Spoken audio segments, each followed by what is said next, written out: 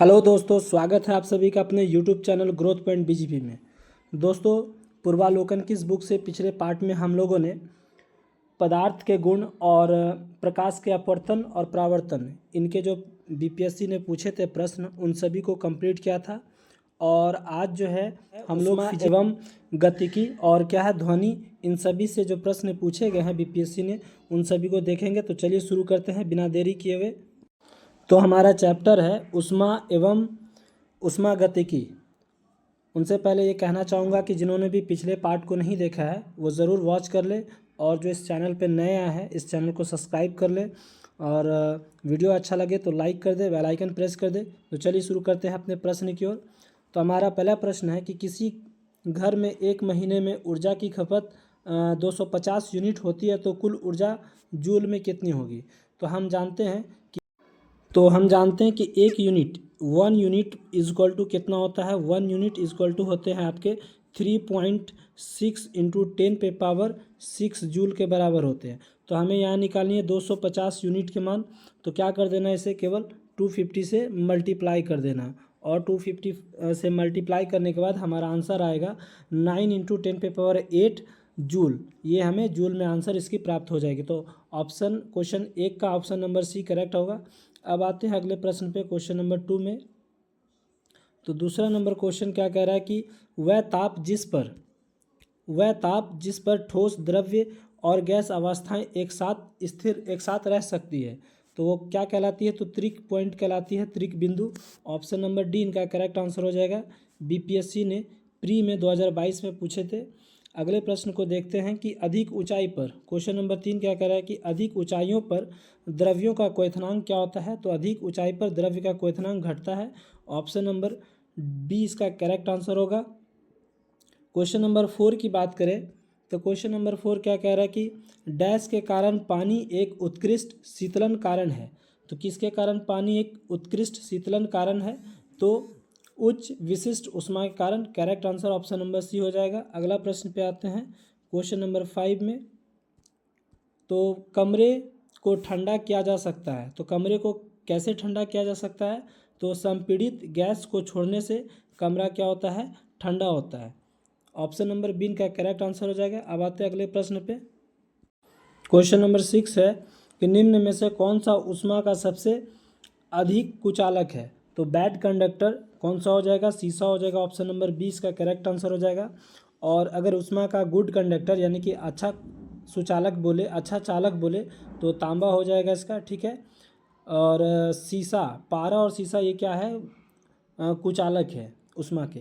अब आते हैं अगले प्रश्न पे, क्वेश्चन नंबर 7 पे। 100 डिग्री सेल्सियस पर वायु में जलने की तुलना में 100 डिग्री सेल्सियस पर स्थिर वाष्प में जलना क्या होता है। ज़्यादा वाष्पीकरण की गुप्त ऊष्मा के कारण ज़्यादा खतरनाक होते हैं। तो ऑप्शन नंबर बी इनके करेक्ट आंसर हो जाएंगे। अब अगले प्रश्न पे आते हैं, क्वेश्चन नंबर 8 में। स्टीम इंजन कैसे चलते हैं। तो स्टीम इंजन जो है कैसे चलता है, तो स्टीम इंजन जो है वो ऊष्मा से चलता है। ऑप्शन नंबर बी इनका करेक्ट आंसर हो जाएगा। क्वेश्चन नंबर 9 की बात करें तो क्वेश्चन नंबर 9 क्या है कि वातानुकूलन, क्वेश्चन नंबर कह रहा है कि 9 वातानुकूलन यंत्र से किस कारण ठंडक होती है। तो गैस को दबाने से मुक्त करने से क्या होती है, वातानुकूलन यंत्र जो है ठंडक करती है, ठीक है। ऑप्शन नंबर इनका करेक्ट आंसर हो जाएगा। अगला प्रश्न है 10 नंबर में कि एक पंखा गर्मी के मौसम में आराम की अनुभूति पैदा करता है, क्यों आराम की अनुभूति पड़ता है, आराम की अनुभूति पैदा करता है क्योंकि हमारा पसीना तेज़ी से क्या होता है, वाष्पित हो जाता है। ऑप्शन नंबर डी इनका करेक्ट आंसर होगा। क्वेश्चन नंबर 11 की बात करें तो कमरे में रखा रेफ्रिजरेटर का दरवाज़ा खोल कर रख देंगे तो क्या होगा। तो कमरे में रखा रेफ्रिजरेटर का दरवाज़ा अगर हम खोल देते हैं तो आप अंततः कमरे को थोड़ा गर्म कर सकते हैं, यानी कि ऑप्शन नंबर सी इनका करेक्ट आंसर हो जाएगा। क्वेश्चन नंबर 12 की बात करें, यदि रेफ्रिजरेटर के दरवाजे कुछ घंटे के लिए खुले छोड़ दें तो कमरे का तापमान क्या हो जाएगा, तो बढ़ जाएगा। ऑप्शन नंबर बी इनका करेक्ट आंसर होगा। और अगले प्रश्न पे आते हैं, क्वेश्चन नंबर 13 पे 13 नंबर में। तो पानी का घनत्व अधिकतम होता है? तो पानी का घनत्व अधिकतम किस में होता है? 4 डिग्री सेल्सियस पर होते हैं और 100 डिग्री सेल्सियस पर पानी जो है उबलने लगता है। ठीक है, अब आते हैं अगले क्वेश्चन पे, क्वेश्चन नंबर 14 में, कि ठंड के दिनों में लोहे के गुटके और लकड़ी के गुटके को प्रातः काल में छुए तो लोहे का गुटका ठंड लगता है, क्योंकि जो है लोहे के गुटके ताप लकड़ी के गुटके से कम होता है? ऐसा नहीं है, लकड़ी की तुलना में लोहा ऊष्मा का अच्छा चालक है। बिल्कुल सही है, ऑप्शन नंबर बी इनका करेक्ट आंसर होगा। अब आते हैं क्वेश्चन नंबर 15 पे। तो ऊष्मा स्थानांतरण जिसके लिए किसी माध्यम की आवश्यकता नहीं होती है तो वह क्या कहलाती है? तो स्थानांतरण जिसके के लिए किसी माध्यम की आवश्यकता नहीं हो तो वो विकिरण कहलाती है। ऑप्शन नंबर ए इनका करेक्ट आंसर हो जाएगा। अब आते हैं अगले प्रश्न पे, क्वेश्चन नंबर 16 पे। 16 नंबर क्या कह रहा है कि 50 डिग्री सेल्सियस का मान फ़ारेनहाइट स्केल पर क्या होगा? तो 50 डिग्री सेल्सियस पर फ़ारेनहाइट स्केल का मान जो होता है, ये आप फ़ारेनहाइट में बदलने के लिए फॉर्मूला आता है आपका 9/5 इंटू सी, यानी कि सेल्सियस प्लस 32। ठीक है, इसी फॉर्मूला पे जब हम इसको पुट करेंगे तो हमें इसका वैल्यू प्राप्त हो जाएगा। तो इनका करेक्ट आंसर जो है आपका ऑप्शन नंबर बी हो जाएगा, 122 फ़ारेनहाइट हो जाएगा। क्वेश्चन नंबर 17 में आते हैं। 17 क्या कहता है कि 40 डिग्री सेल्सियस का मान फ़ारेनहाइट स्केल पर कितना होगा? तो 40 डिग्री सेल्सियस का फ़ारेनहाइट पे इसका मान हो जाएगा, आप फ़ारेनहाइट में इसको चेंज कर दें डिग्री को, तो F = 9/5 इंटू डिग्री के जगह पे 40 लिख देंगे, प्लस 32 करना है। ठीक है, उसके बाद जब इसको हम कटाएंगे 5 × 40 और 9 × 72, ये दोनों को जोड़ेंगे तो 104 फ़ारेनहाइट आएगा। तो ऑप्शन नंबर ए इनका करेक्ट आंसर होगा। अगले प्रश्न पे आते हैं। अगला टॉपिक हमारा है तरंग की गति, तरंग गति से। सेकेंड टॉपिक है हमारा तरंग की गति। तो क्वेश्चन नंबर 1 क्या कह रहा है कि लोलक की कलाविधि टाइम पीरियड क्या होती है? तो लंबाई के ऊपर निर्भर करती है। ऑप्शन नंबर बी इनका करेक्ट आंसर हो जाएगा। दूसरे नंबर प्रश्न की बात करें तो दो उत्तरोत्तर श्रृंग अथवा दो उत्तरोत्तर गर्त के बीच की दूरी को क्या कहते हैं? तो इनके बीच की दूरी को तरंग दैर्घ्य कहते हैं। ठीक है, ऑप्शन नंबर बी इनका करेक्ट आंसर। अगला प्रश्न है हमारा कि विद्युत चुंबक की तरंगे का वेग कितना होता है? तो विद्युत चुंबक की तरंगों का वेग जो होता है वो 3 × 10⁸ मीटर पर सेकेंड होता है। ऑप्शन नंबर ए इनका करेक्ट आंसर हो जाएगा। 4 नंबर बात करें तो कॉस्मिक किरणें हैं। तो कॉस्मिक किरणें कैसी किरणें हैं? तो ये आपके है आवेशित कण है कॉस्मिक किरणें। ऑप्शन नंबर इनका करेक्ट आंसर हो जाएगा। 5 नंबर क्वेश्चन की बात करते हैं। तो आंतों के रोगों के निदान में निम्न में से किस किरणों का उपयोग किया जाता है? तो एक्स रे का उपयोग किया जाता है, एक्स किरण का उपयोग। ऑप्शन नंबर ए इनका करेक्ट आंसर हो जाएगा। 6 नंबर की बात करें तो 6 नंबर में एक्स रे का एक गुण यह है कि उन्हें विक्षेपित किया जा सकता है। तो उन्हें क्या विक्षेपित किया जा सकता है? तो यहाँ पे क्या कह रहा है कि एक्स रे का गुण यह है कि उन्हें विक्षेपित किया जा सकता है? बिल्कुल नहीं, उन्हें विक्षेपित नहीं किया जा सकता। तो इनका आंसर जो हो जाएगा ऑप्शन नंबर डी, उपयुक्त में से कोई नहीं। अगले प्रश्न की बात करें क्वेश्चन नंबर 7 में, 7 नहीं है यहाँ से। अब हमारा तीसरा टॉपिक क्या हो गया कि ध्वनि से जो बीपीएससी ने प्रश्न पूछे हैं उनके क्वेश्चंस को देखेंगे। तो इनका पहला प्रश्न है कि ध्वनि की तीक्ष्णता किसके द्वारा निर्धारित की जाती है? तो ध्वनि की तीक्ष्णता जो है ध्वनि के तरंग दैर्घ्य पर निर्धारित की जाती है। ऑप्शन नंबर सी इनका करेक्ट आंसर हो जाएगा। बीपीएससी ने प्री के 2023 में पूछे थे प्रश्न को। बात करते हैं क्वेश्चन नंबर 2 में कि जब एक ध्वनि तरंग एक माध्यम से दूसरे माध्यम में जाती है तो वह राशि जो अपरिवर्तित रहती है तो क्या होती है? इसके आवृत्ति जो है अपरिवर्तित रहती है। ऑप्शन नंबर इनका करेक्ट आंसर हो जाएगा। बीपीएससी ने री एग्ज़ाम में 2020 में पूछे गए प्रश्न थे। क्वेश्चन नंबर 3 क्या कह रहा है कि वायु में ध्वनि तरंग होती है। तो वायु में ध्वनि तरंग क्या होती है? अनुदैर्घ्य होती है। और प्रकाश की बात करें, प्रकाश तो अनुप्रस्थ तरंग कहलाएगी। ठीक है, ऑप्शन नंबर इनका बी करेक्ट आंसर होगा। अगला क्वेश्चन है क्वेश्चन नंबर 10 में 3 क्वेश्चन नंबर 4 हमारा है कि अनुदैर्घ्य तरंगों का उदाहरण कौन सा है। तो अनुदैर्घ्य तरंग का उदाहरण ध्वनि तरंग कहलाती है। ऑप्शन नंबर बी इनका करेक्ट आंसर। अगले प्रश्न की ओर बात करें तो क्वेश्चन नंबर 5 क्या है कि एक संगीत कार्यक्रम में ऑर्केस्ट्रा बजाने से पहले एक सितार वादक तनाव को समायोजित करने की कोशिश करता है और स्ट्रिंग को उपयुक्त में रूप से बांधता है। ऐसा करके वह क्या ठीक करने की कोशिश करता है। तो ऐसा करके वह अन्य वाद्य यंत्रों की आवृत्ति के साथ सितार स्ट्रॉन्ग की आवृत्ति को ठीक करने की कोशिश करता है। ऑप्शन नंबर ए इनका करेक्ट आंसर हो जाएगा। क्वेश्चन नंबर 6 की बात करें तो क्वेश्चन नंबर 6 है कि 100 डेसिबल का प्रबलता स्तर संगत होगा। तो 100 डेसिबल प्रबलता का स्तर संगत होगा, किसके संगत होगा। तो एक मशीन शॉप से आने वाले शोरगुल के। ठीक है, ऑप्शन नंबर डी इनका करेक्ट आंसर हो जाएगा। बीपीएससी ने सीडीपीओ में प्री 2018 में पूछे गए प्रश्न थे। क्वेश्चन नंबर 7 की बात करें तो अल्ट्रासोनिक किरण तरंगे होती है। तो अल्ट्रासोनिक तरंगे कैसी होती है। तो ये आपके जो है 20,000 किलोहर्ट्ज से ज़्यादा आवृत्ति की ध्वनि तरंगे अल्ट्रासोनिक तरंगे कहलाती है। ऑप्शन नंबर बी इनका करेक्ट आंसर हो जाएगा। अगला क्वेश्चन पे आते हैं क्वेश्चन नंबर 8 में। तो 8 नंबर क्वेश्चन क्या कह रहा है कि बिल्ली के सुनने की आवृत्ति विस्तार क्या होती है। तो बिल्ली के सुनने की आवृत्ति विस्तार जो है हमारा 45 हर्ट्ज से लेकर के 64 किलो हर्ट्ज तक का होता है। ऑप्शन नंबर सी इनका करेक्ट आंसर हो जाएंगे। अब अगला प्रश्न पे आते हैं क्वेश्चन नंबर 9 में। तो 9 नंबर प्रश्न है कि किस माध्यम में ध्वनि की चालकता अधिक होती है। तो किस माध्यम में ध्वनि की चालकता जो है अधिकतम होती है। तो स्टील में होती है। ठीक है, ऑप्शन नंबर ए इनका करेक्ट। अब आते हैं प्रश्न संख्या 10 में। तो क्वेश्चन नंबर 10 कह रहा है कि ध्वनि का वायु में वेग का अनुमानतः कितना होगा। तो 330 मीटर पर सेकंड होता है ध्वनि में वायु का वेग। ऑप्शन नंबर बी इनका करेक्ट आंसर है। अगला प्रश्न है 11 नंबर में कि निम्नलिखित में से किसमें ध्वनि की गति सबसे अधिकतम होती है। तो ध्वनि की गति सबसे अधिकतम होगी इस्पात में। ऑप्शन नंबर ए इनका करेक्ट आंसर हो जाएगा। अब बात करें विद्युत धारा के बारे में। विद्युत धारा इन टॉपिक से प्रश्न को देखेंगे। तो निम्नलिखित में से किस तरीके से 1 वोल्ट व्यक्त किया जा सकता है। तो 1 वोल्ट जो है 1 जूल प्रति कूलम से हम लोग 1 वोल्ट को व्यक्त कर सकते हैं। ऑप्शन नंबर ए इनका करेक्ट आंसर है। अगला प्रश्न है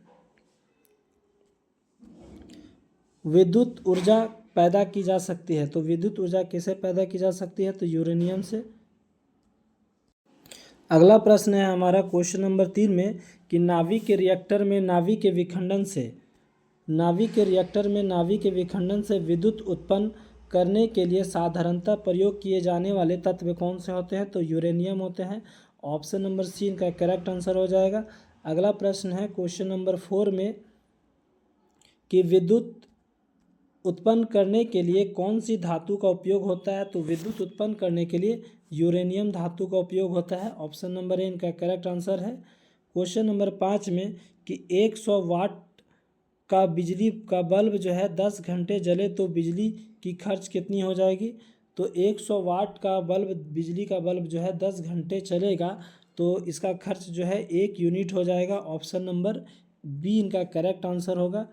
ठीक है, अगला प्रश्न है हमारा क्वेश्चन नंबर 6 में कि 2 समांतर प्रतिरोध वाले सर्किट का कुल प्रतिरोध 1.403 किलो ओम है।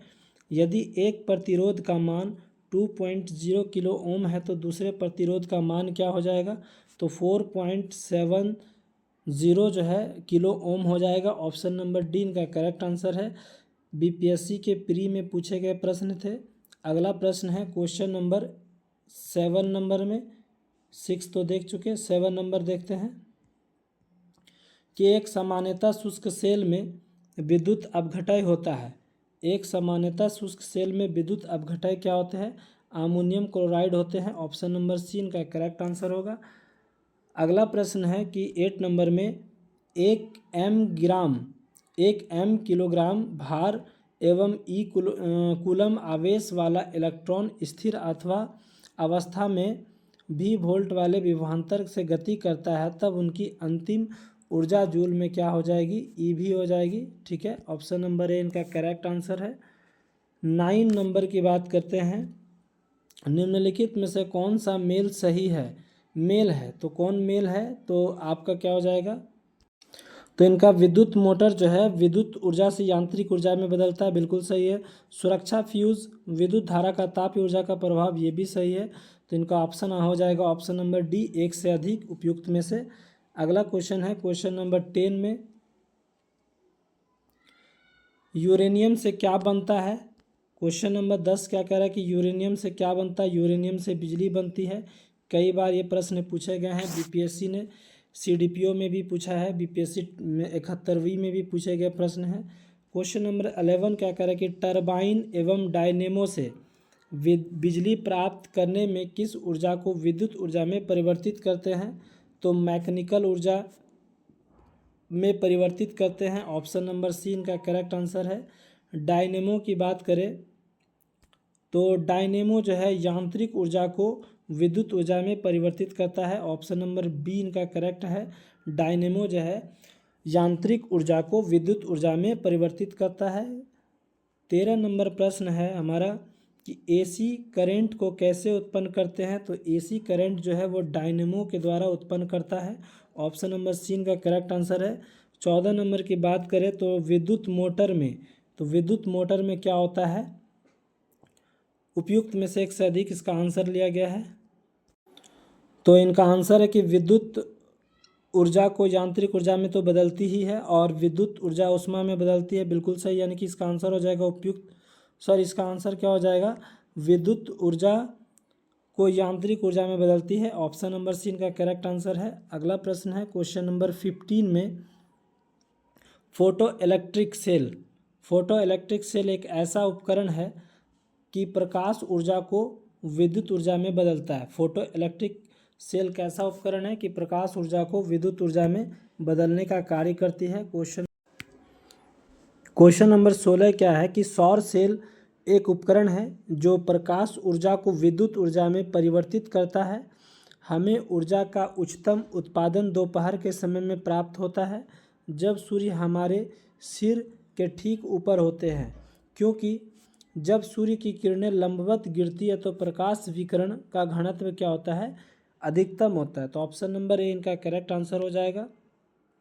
17 नंबर प्रश्न की बात करें, 17 नंबर क्वेश्चन है कि चुंबक की सुई किस तरफ संकेत करती है? तो चुंबक की सुई जो है उत्तर की ओर संकेत करती है। ऑप्शन नंबर सी इनका करेक्ट आंसर है। अगला प्रश्न है क्वेश्चन नंबर 18 में कि चुंबकत्व का अनुचुंबक के सिद्धांत निम्न में से किसके द्वारा प्रदर्शित होता है? तो ये जो है प्लैटिनम के द्वारा प्रदर्शित होता है। ऑप्शन नंबर डी इनका करेक्ट आंसर होगा। क्वेश्चन नंबर 19 की बात करें 19 नंबर में, तो सड़क प्रकाश में उपयोग आने वाले बल्बों को जोड़ा जाता है, तो किस में जोड़ा जाता है? समांतर क्रम में जोड़ा जाता है। आप देखे होंगे कि सड़क किनारे जो है आपके जो लाइट लगे होते हैं वो समांतर क्रम में लगे होते हैं। ऑप्शन नंबर बी इनका करेक्ट आंसर है। क्वेश्चन नंबर 20 की बात करें तो उपकरणों को विद्युत आघात से बचाने वाली युक्ति क्या कहलाती है? फ्यूज़ कहलाती है। ऑप्शन नंबर ए इनका करेक्ट आंसर है कि उपकरणों को विद्युत आघात से बचाने वाली युक्ति फ्यूज़ कहलाती है। और 21 नंबर क्वेश्चन है कि आमतौर पर सुरक्षा फ्यूज़ लगाने के लिए प्रयोग होने वाला तार किस पदार्थ का बना होता है? तो टीन और शीशे की एक मिश्र धातु का बना होता है जो सुरक्षा फ्यूज़ जिसकी बनी होती है। ऑप्शन नंबर डी इनका करेक्ट आंसर है। क्वेश्चन नंबर 22 की बात करें तो एक फ्यूज़ किस प्रकार प्रभाव पर कार्य करता है? एक फ्यूज़ जो है किस प्रभाव पर कार्य करता है? तो ये विद्युत धारा के तापीय प्रभाव पर कार्य करता है। ऑप्शन नंबर इनका सी करेक्ट आंसर हो जाएगा। अगले प्रश्न की ओर बात करें क्वेश्चन नंबर 23 में कि एक संवाहक के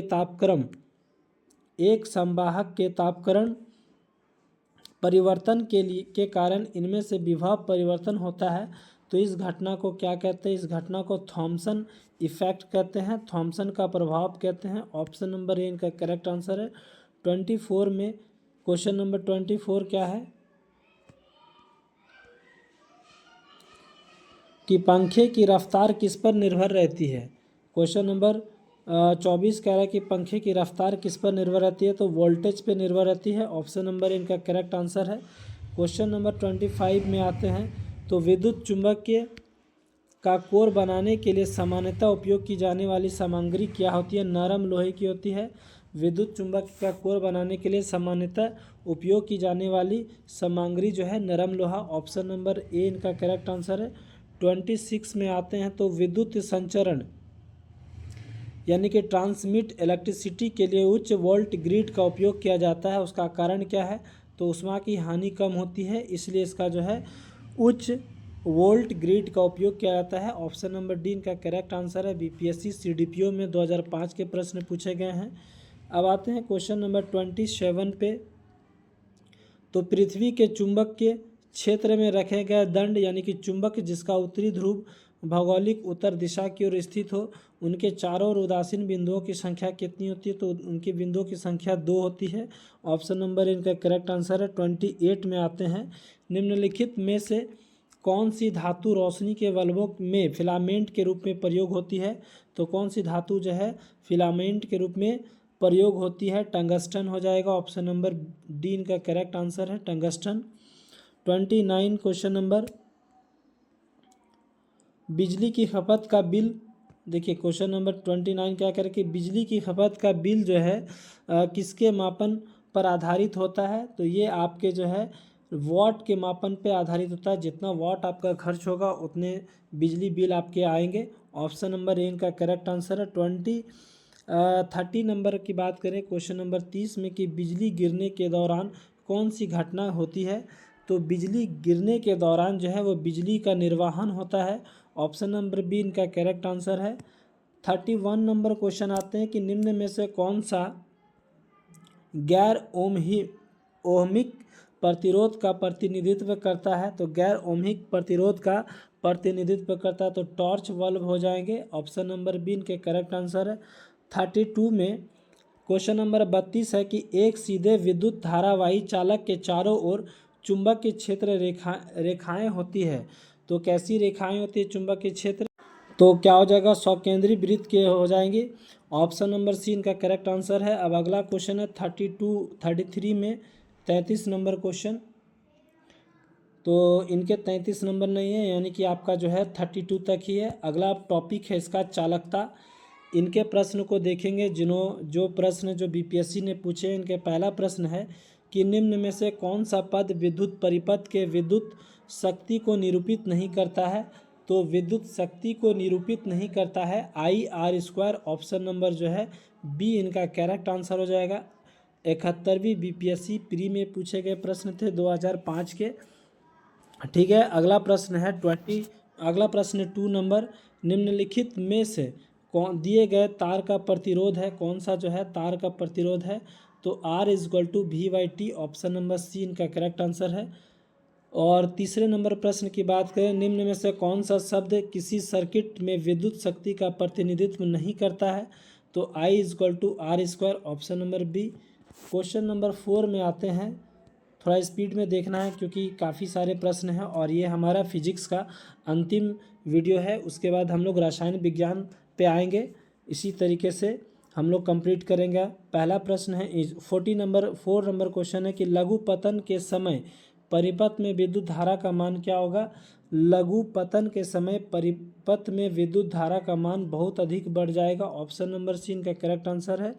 क्वेश्चन नंबर 5 में है कि अर्धचालक वे सामग्रियां हैं जिनमें निम्न में से गुण होते हैं, तो कैसे गुण होते हैं कि विद्युत चालकता धातुओं की चालकता से कम होती है। ऑप्शन नंबर बी इनका करेक्ट आंसर है। क्वेश्चन नंबर 6 की बात करें, तो क्वेश्चन नंबर 6 क्या हो जाएगा, क्वेश्चन नंबर 6 है कि निम्नलिखित में से कौन सी अर्धचालक के रूप में ट्रांजिस्टर में प्रयोग होती है, तो कौन सी अर्धचालक के रूप में ट्रांजिस्टर का प्रयोग होती है, तो जर्मेनियम हो जाएगा। Option number B correct answer है, जर्मेनियम। क्वेश्चन नंबर 7 की बात करें, तो 7 नंबर क्वेश्चन है गर्म करने पर, ठीक है, गर्म करने पर एक अर्धचालक का प्रतिरोध क्या होगा। गर्म करने पर एक चालक का प्रतिरोध जो है वो घटेगा। ऑप्शन नंबर बी इनका करेक्ट आंसर है। क्वेश्चन नंबर 8 में आते हैं, तो अति चालकता का लक्षण बता, अति चालकता का लक्षण क्या है? तो इनका शून्य परमगम्यता होती है। ऑप्शन नंबर सी इनका करेक्ट आंसर है। क्वेश्चन नंबर 9 में आते हैं हम लोग। 9 नंबर क्वेश्चन क्या है कि लेंज के नियम व्युत्पत्ति के निम्नलिखित में से किसके संचरण का उपयोग होता है लेंज के नियम में? तो लेंज के नियम जो है वो ऊर्जा संरक्षण पर कार्य करता है, तो यहाँ पे उपयुक्त में से कोई नहीं है। ऑप्शन नंबर ई इनका करेक्ट आंसर है, उपयुक्त में से कोई नहीं। अगला क्वेश्चन है 10 नंबर में कि एक सुचालक को दूसरे चार्ज किए गए सुचालक के पास लाकर बिना संपर्क बनाए चार्ज करने की प्रक्रिया क्या कहलाती है? तो प्रेरण कहलाती है। ऑप्शन नंबर ए इनका हो जाएगा। 11 नंबर क्वेश्चन है निम्न में से कौन सा तरल बिजली की कुचालक है? तो कौन सा तरल जो है बिजली का कुचालक है? नींबू का रस तो होगा, नमकीन पानी है, संतरे का रस, ये सभी बिजली का कुचालक है, यानी कि क्या कह रहा है? नहीं, कुचालक है, उपयुक्त में से कोई नहीं। ऑप्शन नंबर डी इनका करेक्ट आंसर है। 12 नंबर प्रश्न पे आते हैं। तो 12 नंबर क्वेश्चन है कि एक प्रबल विद्युत अपघटय की चालकता क्या होती है? तनु करंट पर जो है घट जाती है। ऑप्शन नंबर ए इनका करेक्ट आंसर है। क्वेश्चन नंबर 13 12 नंबर हो चुका है। अब आते हैं हम लोग 13 नंबर क्वेश्चन पे। यहाँ से हमारा दूसरा टॉपिक है नाभिक के भौतिकी से इनके प्रश्न को देखेंगे। परमाणु बम का सिद्धांत आधारित है, तो परमाणु बम का सिद्धांत जो है आपका नाभिक के विखंडन पर आधारित है। ऑप्शन नंबर बी इनके करेक्ट आंसर हो जाएंगे। ठीक है, अब आते हैं अगले प्रश्न पे, क्वेश्चन नंबर 2 में। तो दूसरा नंबर क्वेश्चन क्या कह रहा है कि नाभिक के विखंडन किसके संघात के कारण होता है? नाभिक के विखंडन जो है वो किसके संघात के कारण होता है? न्यूट्रॉन के संघात के कारण होता है। ऑप्शन नंबर सी इनका करेक्ट आंसर है। क्वेश्चन नंबर 3 है कि हाइड्रोजन बम किसके सिद्धांत पर कार्य करता है? तो हाइड्रोजन बम जो है वो अनियंत्रित संलयन पर कार्य करता है। ठीक है, अनियंत्रित संलयन प्रतिक्रिया पर। ऑप्शन नंबर बी इनका करेक्ट आंसर है। क्वेश्चन नंबर 4 में आते हैं। तो नाभिक के रिएक्टर में D2O यानी कि मॉडरेटर का उपयोग होता है, किसके रूप में? मंदक के रूप में होता है। ऑप्शन नंबर सी इनका करेक्ट आंसर है। और क्वेश्चन नंबर 5 की बात करें तो निम्नलिखित में से कौन सी विद्युत चुंबकीय तरंग नहीं है? विद्युत चुंबकीय तरंग जो है वो अल्फा किरण नहीं है। ऑप्शन नंबर बी इनके करेक्ट आंसर है। गामा किरण है, एक्स किरण भी है। ठीक है, हेडमास्टर में पूछे गए प्रश्न थे 2023 के। क्वेश्चन नंबर कितना हो गया? 6 पे आते हैं हम लोग। 6 नंबर क्वेश्चन है कि निम्नलिखित में से कौन सा एक रेडियो धर्मी तत्व के द्वारा उत्सर्जित धनात्मक रूप में आवेशित होता है? तो अल्फा किरण है। ऑप्शन नंबर सी इनका करेक्ट आंसर हो जाएगा। क्वेश्चन 7 पे आते हैं। तो रेडियो धर्मी पदार्थ, ठीक है, रेडियो धर्मी पदार्थ उत्सर्जित होते हैं। तो रेडियो धर्मी पदार्थ जो है वो अल्फा किरण, बीटा किरण, इन सभी से उत्सर्जित होते हैं। ऑप्शन नंबर डी इनका करेक्ट आंसर है। तो निम्नलिखित में से किसमें ऋणात्मक आवेश होता है? ऋणात्मक आवेश जो है वो बीटा किरण में होता है ऋणात्मक आवेश। ऑप्शन नंबर सी इनका करेक्ट आंसर है। क्वेश्चन नंबर 9 में आते हैं। तो किसी विखंडनीय द्रव्य का क्रांतिक द्रव्यमान क्या होता है? तो इनका क्रांतिक द्रव्यमान श्रृंखला अभिक्रिया हेतु आवश्यकता न्यूनतम द्रव्यमान पे होता है। ऑप्शन नंबर बी इनका करेक्ट आंसर हो जाएगा। अगला प्रश्न है 10 नंबर में। अब यहाँ से हमारा टॉपिक है कंप्यूटर एवं सूचना प्रौद्योगिकी। ठीक है, इनके प्रश्न को देखेंगे। तो पहला प्रश्न हमारा है कि 2G स्पेक्ट्रम में अक्सर जी का शब्द का प्रयुक्त होता है, किसके लिए होता है? जनरेशन के लिए होता है। ऑप्शन नंबर सी इनका करेक्ट आंसर है। और 2 नंबर क्वेश्चन है कि एक प्रिंटर की गुणवत्ता किससे निर्धारित की जाती है? तो बिंदु प्रति इंच से जो है वो एक प्रिंटर की गुणवत्ता निर्धारित की जाती है। ऑप्शन नंबर सी इनका करेक्ट आंसर है। कंप्यूटर से संबंधित भी प्रश्न पूछे गए थे। निम्नलिखित में से कौन सी कंप्यूटर भाषाएं हैं? तो कंप्यूटर भाषाएं जो है वो आपका कोबरा, पाइथन, स्कल, जावा, ये सभी है। तो ऑप्शन नंबर डी हो गए इनके आंसर। अगला प्रश्न हमारा है क्वेश्चन नंबर 4 में कि निम्नलिखित में से कौन सी एक कंप्यूटर की भाषा नहीं है? तो फास्ट जो है FAST ये कंप्यूटर की एक भाषा नहीं है। ऑप्शन नंबर सी इनका करेक्ट आंसर है। क्वेश्चन नंबर 5 में आते हैं। तो निम्नलिखित में से कौन सी तकनीकें 5G मोबाइल संचार नेटवर्क के द्वारा सक्षम की जाएंगी? तो कौन सी तकनीकें? इंटरनेट ऑफ थिंग्स ये हो जाएगा, ठीक है, इंटरनेट्स ऑफ थिंग्स, और एज कंप्यूटिंग, नेटवर्क स्लाइसिंग। तो ये 1 2 3 तीनों हो जाएगा। ऑप्शन नंबर ए इनका करेक्ट आंसर होगा। 6 नंबर में आते हैं। क्वेश्चन नंबर 6 में हाल ही में समाचारों में देखी गई चैट जीपीटी में जीपीटी का पूर्ण रूप क्या है? तो इनका पूर्ण रूप है generative pre trade transformer. Option number A हो जाएगा इनका फुल फॉर्म जीपीटी का। क्वेश्चन नंबर 7 पे आते हैं। तो भारत के प्रथम 3D मुद्रित मानव जैसे रोबोट का नाम क्या दिया गया है? तो मानव दिया गया है। ऑप्शन नंबर डी इनका करेक्ट आंसर हो जाएगा। बीपीएससी री एग्ज़ाम में पूछा गया प्रश्न है। क्वेश्चन नंबर 8 में आते हैं। क्वेश्चन नंबर 8 नहीं है, अब अगला है। अंतरिक्ष प्रौद्योगिकी से भी प्रश्न पूछे गए हैं, इनके प्रश्न को देखते हैं। क्वेश्चन नंबर 1 क्या है अंतरिक्ष प्रौद्योगिकी से, कि इसरो के GSLV F-15 मिशन के बारे में क्या सत्य है? तो ये क्या है कि इसमें NBS 0.2 उपग्रह को ले जाया गया था, ठीक है, और यह श्रीहरिकोटा से इसको 101वां प्रक्षेपण था, 100वां प्रक्षेपण था। तो ये भी आपका सही है, यानी कि उपयुक्त में से एक से अधिक आंसर हो जाएगा डी नंबर। अगला प्रश्न है क्वेश्चन नंबर 2 में। क्वेश्चन नंबर 2 है कि भारत द्वारा हाल ही में प्रक्षेपित किए गए अंतरिक्ष यान चंद्रयान 2 के एक भाग का नाम लैंडर था और दूसरे भाग का नाम क्या था? तो विक्रम था। ऑप्शन नंबर ए इनका करेक्ट होगा आंसर। क्वेश्चन नंबर 3 की बात करते हैं। तो उपग्रह यानी कि सैटेलाइट का उपयोग किया जाता है, तो किस में किया जाता है? तो उपग्रह का उपयोग जो है कई चीज़ों में किया जाता है। उपग्रह का, सैटेलाइट का उपयोग ऊर्जा पैदा करने के लिए भी, टेलीविज़न के लिए भी, रेडियो के लिए भी। तो इनका क्या हो जाएगा? उपयुक्त में से एक से अधिक ऑप्शन नंबर हो जाएगा। अगला क्वेश्चन है इनका क्वेश्चन नंबर 4 में कि इनसैट 2A कब छोड़ा गया? तो ये 10 जुलाई 1992 ईस्वी को छोड़ा गया इनसैट 2A। ऑप्शन नंबर सी इनका करेक्ट हो जाएगा। प्रमुख वैज्ञानिक एवं आविष्कार, इनसे भी प्रश्न है। प्रमुख वैज्ञानिक एवं उनके आविष्कार। क्वेश्चन नंबर 1 है कि रडार का आविष्कारक कौन थे? तो रडार के आविष्कारक रॉबर्ट और वाटसन थे। ऑप्शन नंबर ए इनका करेक्ट आंसर है, रॉबर्ट और वाटसन। क्वेश्चन नंबर 2 है कि सर CV रमन को भौतिक का नोबेल पुरस्कार प्राप्त हुआ था, तो कब हुआ था भौतिक में नोबेल पुरस्कार? सन 1930 ईस्वी में। ऑप्शन नंबर बी होगा। क्वेश्चन 3 क्या है कि रमन प्रभाव सर CV रमन ने रमन के कारण रमन प्रभाव के बारे में कौन सा कथन सही है? तो प्रकीर्णित प्रकाश की आवृत्ति प्रकीर्णन के बाद भी बढ़ती है और घटती भी है। तो ऑप्शन नंबर बी इनका करेक्ट आंसर हो जाएगा। क्वेश्चन नंबर 4 में आते हैं। तो आइंस्टीन को नोबेल प्राइज़ किस कार्य पर मिला था?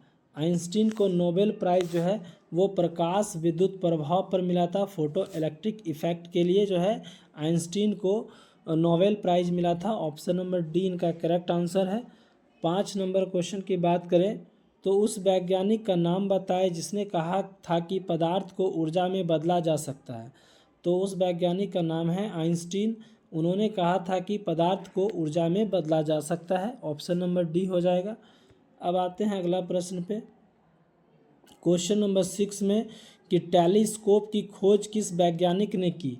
तो टेलीस्कोप की खोज जो है वो गैलीलियो ने की थी। ऑप्शन नंबर डी, ठीक है। इससे जो है हम लोग दूर की वस्तुओं को देखने में मदद मिलती है टेलीस्कोप से। अगला प्रश्न है क्वेश्चन नंबर 7 में कि इस सदी की शुरुआत में हवाई जहाज़ के आविष्कार किसने किया था? तो हवाई जहाज़ के आविष्कार किसने किया था? राइट्स ब्रदर ने की थी, राइट ब्रदर ने। अगला क्वेश्चन है क्वेश्चन नंबर 8, आधुनिक टेलीफोन का उपयोगकर्ता कौन है? आधुनिक टेलीफोन का उपयोगकर्ता रेडियो तरंगों के द्वारा होते हैं। अगला क्वेश्चन है क्वेश्चन नंबर 9 में, 9 नहीं अब यहाँ से विविध वाले प्रश्न आ चुके हैं। क्वेश्चन नंबर 1 क्या है विविध का कि निम्नलिखित में से क्या विज्ञान प्रौद्योगिकी और नवाचार नीति 2020 का परिमाण नहीं था? तो अटल इनोवेशन मिशन ये जो है आपके विज्ञान प्रौद्योगिकी और नवाचार नीति 2020 का परिमाण नहीं था। ऑप्शन नंबर सी आंसर है इसका। थोड़ा जल्दी में देखते हैं। क्वेश्चन नंबर 2 में एक बरसात के दिन में क्या होते हैं? एक बरसात के दिन में होता है कि शुष्क बल्ब तापमापी आर्द्र बल्ब तापमापी की तुलना में ज़्यादा माप दर्शाते हैं। क्वेश्चन नंबर 3 में आते हैं, तीसरा नंबर में आकाश तीर। ठीक है, क्वेश्चन नंबर तीसरा क्या कह रहा है कि आकाश तीर के बारे में, इसके चारों ऑप्शंस को देखना है। आकाश तीर के बारे में निम्न में से कौन सा कथन सही है? तो आकाश तीर भारतीय सेना की एयर डिफेंस प्रणाली का मूल है। ठीक है, यह भारतीय व्यापक C4ISR प्रणाली को सहजता से एक स्वीकृत करता है, ये भी सही है, यानी कि ऑप्शन नंबर डी हो जाएगा, एक से अधिक। ठीक है, अगला प्रश्न पे आते हैं। तो क्वेश्चन नंबर 4 में आते हैं। क्वेश्चन नंबर 4 क्या है कि बैरोमीटर की ऊंचाई अचानक वृद्धि इंगित करती है, तो कब करती है? अत्यंत शुष्क मौसम में जो है बैरोमीटर की ऊंचाई अचानक वृद्धि की इंगित करती है। ऑप्शन नंबर डी हो जाएगा इनका आंसर। अगला प्रश्न है क्वेश्चन नंबर 5 में, तो घड़ी में प्रयोग होने वाले क्वार्ज क्रिस्टल होते हैं। घड़ी में प्रयोग होने वाले क्वार्ज क्रिस्टल किसके बने होते हैं? तो सिलिकॉन डाइऑक्साइड के बने होते हैं। ऑप्शन नंबर बी इनका करेक्ट आंसर है। क्वेश्चन नंबर 6 में आते हैं, तो निम्न में से कौन सी वैल्यू सोलर स्थिरांक का मान है? तो वैल्यू सोलर स्थिरांक का मान है 1.4 किलोवाट प्रति मीटर स्क्वायर। 7 नंबर प्रश्न है गॉड पार्टिकल है। गॉड पार्टिकल क्या कहलाती है? तो ये जो है आपके हिग्स बोसॉन कहलाती है, Higgs boson. Option number B इनका करेक्ट आंसर हो जाएगा। 7 नंबर के बाद 8 में आते हैं, तो निम्नलिखित में से कौन सा एक गैर संपर्क बल है? तो चुंबकीय बल जो है वो एक गैर संपर्क बल कहलाती है। 9 नंबर प्रश्न है कि 2012 में CERN यूरोपीय प्रयोगशाला में एक बहुप्रचलित ग्रांड कण के द्वारा खोज की गई थी। इस कण का वैज्ञानिक नाम क्या था? तो हिग्स बोसॉन नाम था। ऑप्शन नंबर बी इनका करेक्ट आंसर है। 10 नंबर क्वेश्चन पे आते हैं, तो क्रेमेटोग्राफी तकनीकी का प्रयोग होता है। क्रेमेटोग्राफी तकनीकी का प्रयोग किसमें किया जाता है? इसका प्रयोग जो है विभिन्न पदार्थों को अलग करने में किया जाता है। ठीक है, यानी कि क्या दिया गया? पदार्थों की संरचना निर्माण में, यानी कि ऑप्शन नंबर बी होना चाहिए। क्रेमेटोग्राफी तकनीक का प्रयोग जो है वो विटामिन और प्रोटीन को अलग करने में किया जाता है। अगला प्रश्न है क्वेश्चन नंबर 11 नंबर में, निम्नलिखित में से कौन सा फोटो इलेक्ट्रिक उपकरण और डिजिटल अनुप्रयोगों के लिए उपयुक्त है? तो ये हो जाएंगे photo diode. Option number A इनका करेक्ट आंसर है। BPSC 68 में 2023 में पूछे गए प्रश्न थे। 12 नंबर में आते हैं, तो निम्नलिखित में से कौन सा फोटो इलेक्ट्रिक उपकरण डिजिटल अनुप्रयोग के लिए सबसे उपयुक्त है? तो photo diode. Just same question है। अगला प्रश्न है 13 नंबर में कि LED प्रकाश उत्सर्जक डायोड के संदर्भ में कौन सा कथन जो है वो गलत है? तो LED में पारा प्रयुक्त होता है जो मनुष्य के लिए हानिकारक होता है, ये कथन जो है गलत है। ठीक है, अगला प्रश्न है क्वेश्चन नंबर 14 में कि एक संधारित्र का प्रतिघात होता है, एक संधारित्र का प्रतिघात होता है आवृत्ति के व्युत्क्रमणपाती के। ऑप्शन नंबर सी इनका करेक्ट आंसर हो जाएगा। क्वेश्चन नंबर 15 में अंतरिक्ष विज्ञान पर अनुसंधान और विकास का श्रेय जाता है, तो किसे जाता है? बी साराभाई को जाता है, विक्रम साराभाई जिसको कहते हैं। ऑप्शन नंबर बी इनका करेक्ट आंसर है। परमाणु ऊर्जा में भारतीय कार्यक्रम के जनक कौन है? क्वेश्चन नंबर 16 परमाणु ऊर्जा में भारतीय कार्यक्रम के जनक जो है HJ भाभा है, HJ Bhabha. Option number B इनका करेक्ट आंसर है। 17 नंबर में शांति उद्देश्यों हेतु परमाणु शक्ति का उपयोग करने में भारत किस देश में बहुत ही ज़्यादा आगे है? तो पाकिस्तान से बहुत ज़्यादा आगे है। ऑप्शन नंबर बी इसका करेक्ट आंसर है। क्वेश्चन नंबर 18 में आते हैं। भारत में निर्मित टैफ का नाम क्या है? भारत में निर्मित टैग का नाम क्या है? तो अर्जुन नाम है। ऑप्शन नंबर बी इनका करेक्ट आंसर है। और 19 नंबर क्वेश्चन है कि प्रथम भारतीय उपग्रह आर्यभट्ट कब छोड़ा गया था? प्रथम भारतीय उपग्रह आर्यभट्ट जो है कब छोड़ा गया है? 19 अप्रैल 1975 को। ऑप्शन नंबर बी इनका करेक्ट आंसर है। और अंतिम प्रश्न है इनका 20 नंबर, इसरो का संक्षिप्त रूप क्या है? इसरो का संक्षिप्त रूप क्या है? क्वेश्चन नंबर 20 का आंसर, इसरो का संक्षिप्त रूप इंडियन स्पेस रिसर्च ऑर्गेनाइजेशन। तो सही आंसर है ऑप्शन नंबर सी। इसी के साथ हमारा आज का टॉपिक साइंस का, यानी कि जो साइंस के टॉपिक है उनको कंप्लीट हो चुके हैं आज के टॉपिक। और नेक्स्ट पार्ट में हम लोग जो है रसायन विज्ञान को कंप्लीट करेंगे। ठीक है, तो चलिए नेक्स्ट वीडियो में मिलते हैं। तब तक के लिए जय हिंद।